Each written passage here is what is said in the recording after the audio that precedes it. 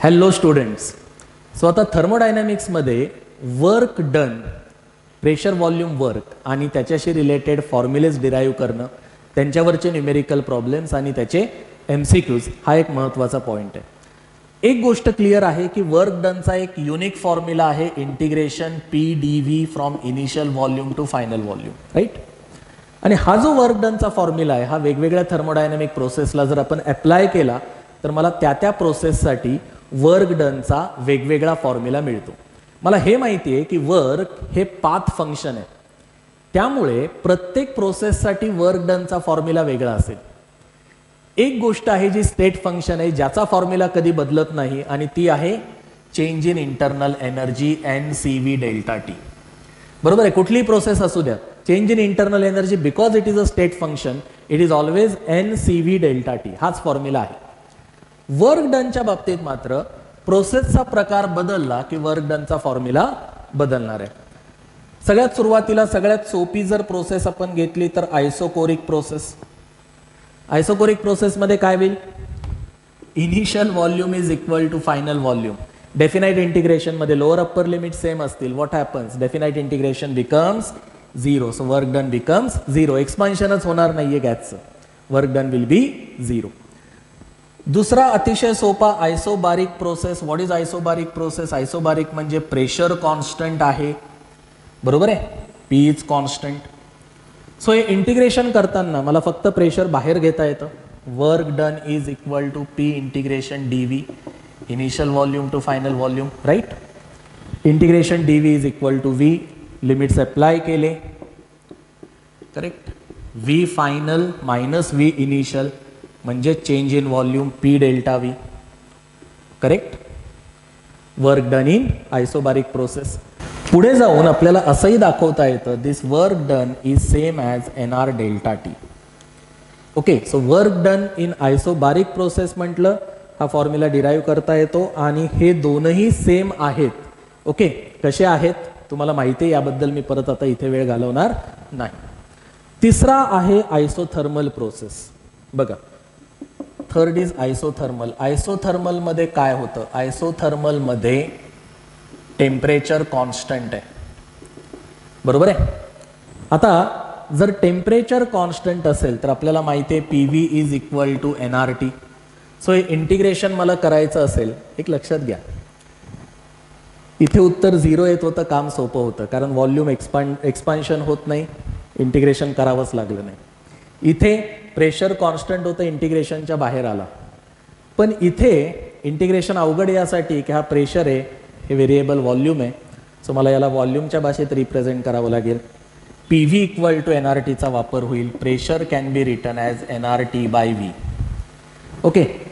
प्रेशरचं हे व्हॅल्यू इथे टाकली मी तर काय होणार आहे? Work done will be equal to Pच्या ऐवजी NRT by V into dV, initial volume to final volume. Am I right? आता इथं NRT कॉन्स्टंटच रे, NRT इज कॉन्स्टंट, काय फरक पडतो है ना इंटिग्रेशनच्या बाहेर. 1 by V dV by V. What is integration? It is natural log of V, right. V initial to V final. V ची व्हॅल्यू V फायनल टाकली. Okay. Log V final minus log V initial, this can be written as log A minus log B म्हणजे log of A by B. So it is natural log V final to V initial. Okay. हा formula derive करता येतो. केमिस्ट्रीमध्ये पण याचं derivation आहे.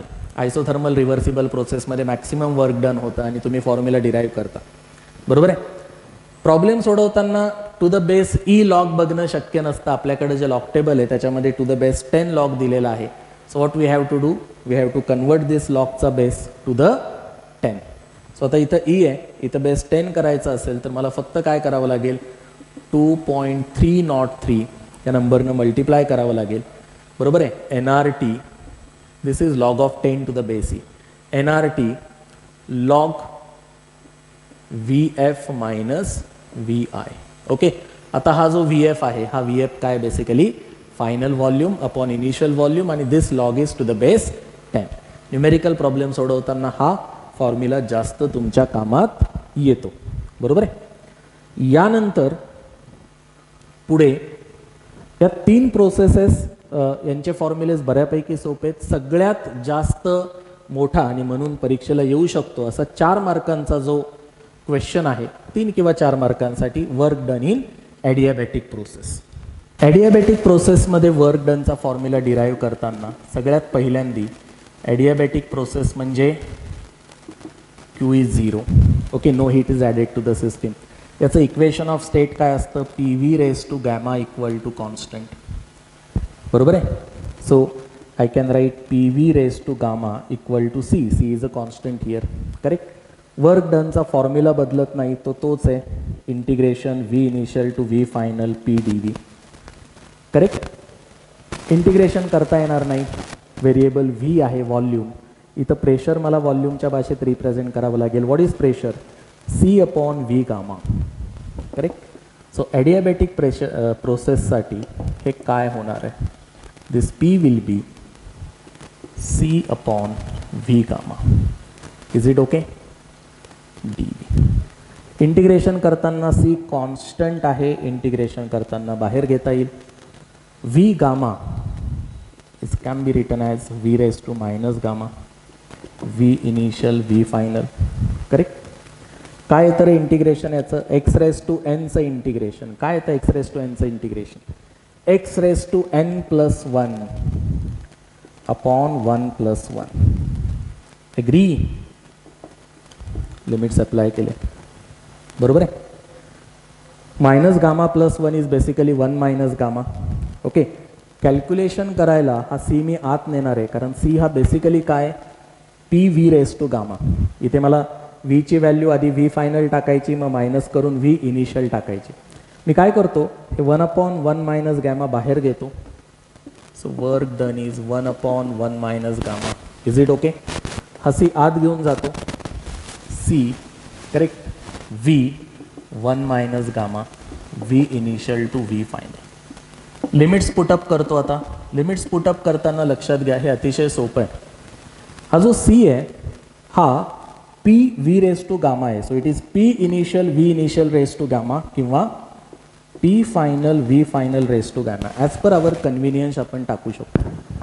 So जेव्हा सुरुवातीला मला V ची व्हॅल्यू V फायनल टाकायची आहे, मला या C ची व्हॅल्यू काय टाकणं जास्ती कन्व्हिनियंट आहे? P final V final raise to gamma into V1 minus gamma. V final value टाकेल तेव्हा या C ची व्हॅल्यू काय टाकली? P final V final raise to gamma. As per convenience what will happen? Gamma 1 minus gamma addition केलं तर फक्त काय येईल? V final. सो इथे V फायनल व्हॅल्यू टाकली तर येतं P final V final. Similarly V initial टाकली तर येतं P initial V initial. My dear friend, this is the formula for work done in adiabatic process. आता मला माहिती आहे PV म्हणजेच NRT. सो हा PV जो आहे याची व्हॅल्यू मला काय टाकता येते? NRT. Okay, P final V final म्हणजे NRT final. Correct? So I can write this NRT final minus NRT initial upon 1 minus gamma. Do you agree? NR common घेतलं तर काय होईल? NR upon 1 minus gamma in bracket T final minus T initial. This is the formula for work done in adiabatic process. बरोबर आहे. या दोन्ही पद्धतीनं तुमच्या फॉर्म्युला लक्षात पाहिजे. Work done in adiabatic process. लक्षात घ्या, ॲडियाबॅटिक प्रोसेसच्या बाबतीत Q 0 आहे. सो फर्स्ट लॉ ऑफ थर्मोडायनॅमिक्सनुसार Q equal to delta U plus W. जरा Q 0 असेल तर अर्थातच what is delta U? It is minus W. So हा जो फॉर्म्युला आहे, ओके, याचं साईन बदललं फक्त तर काय होईल? It will be a formula for change in internal energy. हा कशाचा फॉर्म्युला होईल बेटा? Change in internal energy. Is it okay? V डायग्रॅमचा यूज हा थर्मोडायनॅमिक्समध्ये एक महत्त्वाची गोष्ट आहे. वेगवेगळ्या प्रोसेसमधल्या PV डायग्रॅम तुम्हाला ड्रॉ करता आल्या पाहिजेत. सगळ्यात मेजर जो डिफरन्स आहे दोन प्रकारच्या प्रोसेस, आपण सगळ्या रिव्हर्सिबल प्रोसेसबद्दल बोलत असतो. बरोबर आहे. रिव्हर्सिबल प्रोसेस ही अशी प्रोसेस आहे की जिचा पाथ आपल्याला एक्झॅक्टली रिव्हर्स करता येतो. ओके, सो ही PV डायग्रॅम असेल करेक्ट. जर तिचा पाथ एक्झॅक्टली रिव्हर्स करता आला, जशी ती प्रोसेस झाली एक्स्ट्रीमली स्लोली, आणि परत पाथ रिट्रेस करता आला, तर त्याला म्हणतात रिव्हर्सिबल प्रोसेस. इरिव्हर्सिबल प्रोसेस जर मला पी व्ही डायग्रॅमवर दाखवायची असेल तर कशी दाखवतो मी? ओके, हा पाथ एक्झॅक्टली रिट्रेस करता येत नाही. ओके, मला असं काहीतरी वेगळ्या पाथनं जावं लागेल. येते लक्षात? I cannot retrace the same path again. So this is irreversible process. Okay, मला सेम पाथनी परत मागे जाता येत नाही. इरिव्हर्सिबल प्रोसेसमध्ये तुम्हाला माहिती आहे ना, पी व्ही डायग्रॅमचा एरिया म्हणजे वर्क डन. येते लक्षात? सो या दोन्ही फॉरवर्ड आणि बॅकवर्डमधले वर्क डन सेम येत नाहीत. Are you getting my point? कारण area below P V diagram will be different in this two situations. P V डायग्रॅमचा महत्त्वाचा सिग्निफिकन्स आहे की पी व्ही डायग्रॅमचा एरिया वर्क डन दाखवतो. बरोबर आहे? सो आयसोपोरिक प्रोसेस असेल जिथे व्हॉल्यूम कॉन्स्टंट राहतं. ओके, पी व्ही डायग्रॅम अशी दिसेल आपली. बरोबर आहे? Work done will be 0. Correct? Getting it? V initial is equal to V final. बरोबर आहे? This will be a P V diagram. Isobaric process असेल, प्रेशर कॉन्स्टंट आहे, so this will be your P V diagram. बरोबर आहे? हे isobaric प्रोसेससाठी आहे. Isochoric, this is isobaric. आणि work done comes P delta V exactly equal to this area. बरोबर आहे? आयसोथर्मल प्रोसेस असेल, ओके, रेक्टँग्युलर हायपरबोला येते ही. आयसोथर्मल प्रोसेस असेल, P is inversely proportional to volume. So हा जो ग्राफ येतो ना, हा रेक्टँग्युलर हायपरबोला असतो. P V equal to constant. Okay, isothermal. Is it? Adiabatic प्रोसेसच्या बाबतीत फक्त स्लोपचा फरक पडेल.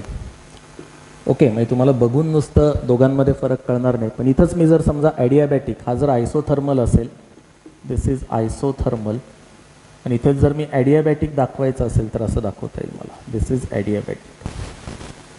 ओके, इथे P V raise to constant आहे, इथे P V raise to gamma constant आहे. आणि कारण की हा गॅमा 1पेक्षा मोठा आहे, सो ॲडियाबॅटिकचा स्लोप याच्यापेक्षा जास्त असेल. Is it okay? यानंतर सायक्लिक प्रोसेस.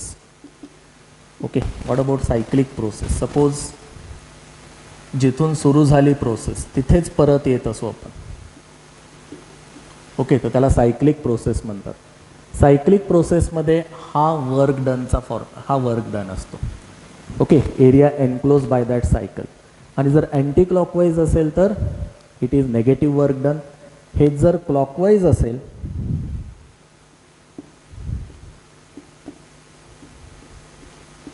ओके, तर दिस इज पॉझिटिव्ह वर्क डन. बरोबर? सो या सगळ्या पी व्ही डायग्रॅम्स आणि त्यांचा सिग्निफिकन्स ही गोष्ट अतिशय महत्त्वाची आहे. बोर्ड एक्झामला तर आहेच आहे, मात्र एंट्रन्स एक्झामला ही अतिशय महत्त्वाची गोष्ट आहे. खूप ऑब्जेक्टिव्ह असा चॅप्टर आहे थर्मोडायनॅमिक्स. ओके, सो क्वेश्चन बँकमध्ये जे न्यूमेरिकल्स दिलेत ना आता बोर्ड एक्झामसाठीच्या क्वेश्चन बँकमध्ये, माझं सजेशन आहे की ते न्यूमेरिकल्स तुम्ही सगळे सोडवा, MCQ सोडवा, व्हेरी शॉर्ट आन्सरचे क्वेश्चन सोडवा. ओके, डेरिवेशन्स सोपे आहेत, म्हणजे त्याच्यात असं फार मला काही वाटत नाही. ठीक आहे, ते तुम्हाला येतील, एकदा दोनदा लिहून बघितले तर यायला अजिबातच हरकत नाही असं मला प्रामाणिकपणे वाटतं. ओनली थिंग इज की कॉन्सेप्च्युअल क्लॅरिटी आणि न्यूमेरिकल प्रॉब्लेमची थोडीशी जास्तीची प्रॅक्टिस. ओके, हे या चॅप्टरमध्ये अतिशय महत्त्वाचं आहे. त्या गप्पांमध्ये अडकू नका. बरोबर आहे की बरंच वर्णनात्मक लिहिलेलं आहे चॅप्टर टेक्स्टबुकने सुद्धा. ओके, सो थोडंसं ऑब्जेक्टिव्ह पद्धतीनं त्याच्याकडे बघा. ठीक आहे.